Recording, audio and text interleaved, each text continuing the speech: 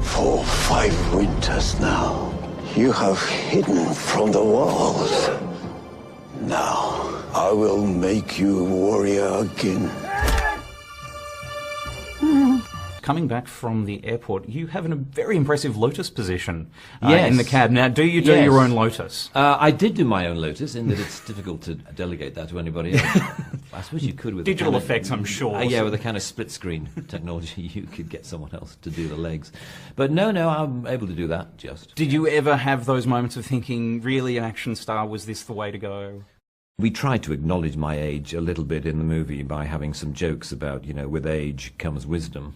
In other words, you don't have to tackle problems head on. You can, if you use your brain, you can go around the problem rather than go through it, which I think we derived some good jokes from. One thing that was very annoying was I tore a muscle in my right calf about 6 weeks into filming, and we were just about to go to Hong Kong to shoot the whole Hong Kong sequence in the movie, and that was really irritating, and you couldn't help thinking, I wonder if I would have torn my muscle if I was younger, or was it just that I didn't prepare for it well? I mean, certainly indicative of the age problem, if you like, is that certainly for this movie I trained a lot more before shooting than I'd ever done. I'd never done any fitness training or fight training or anything like that. Don't worry. You can count on me. You made a laughingstock out of this service once, not on my watch. I think it was very important that we had somebody who felt like Rowan would kind of quail in front of, there's a kind of power. It's so funny because in my life I'm such a goofball.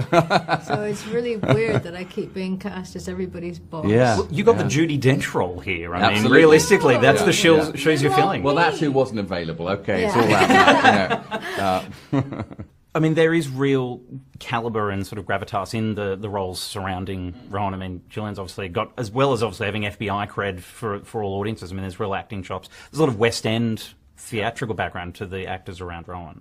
Was that something of wanting to make sure that everyone could hold their game, or just push him up and finally get a decent performance out of him?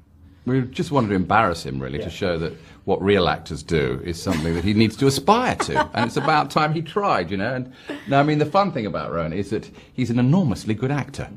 A lot of comedians aren't, but he actually has an incredible sort of sensitivity. Doesn't have the normal process, because he's had a very strange life. He's been at the top of his particular tree for some time. And so he has his own approach, and he knows comedy like almost nobody else. It's the killer from Hong Kong. Murderous crone. I've got her, you old hag. She's the killer. She's my mother! Granny! Johnny! How do you feel about being the love interest of a Johnny English? He's the interest. He's who interests me. I'm not sure I have to say, it's one of those rare things where, for a kind of Bond-like character, the girl makes the first move. It's quite first, second, third, 17th. It's an odd one. I think it was a challenge. It actually appealed to me, because I thought, if I can pull this off, it's going to be quite cool, because I think, and I felt after leaving the premiere yesterday that maybe I had pulled it off, because a number of women came up to me and said, I found Rowan Atkinson really attractive. And I said, well, he is attractive. Sir, the Chinese man in spectacles. Contact. Evening.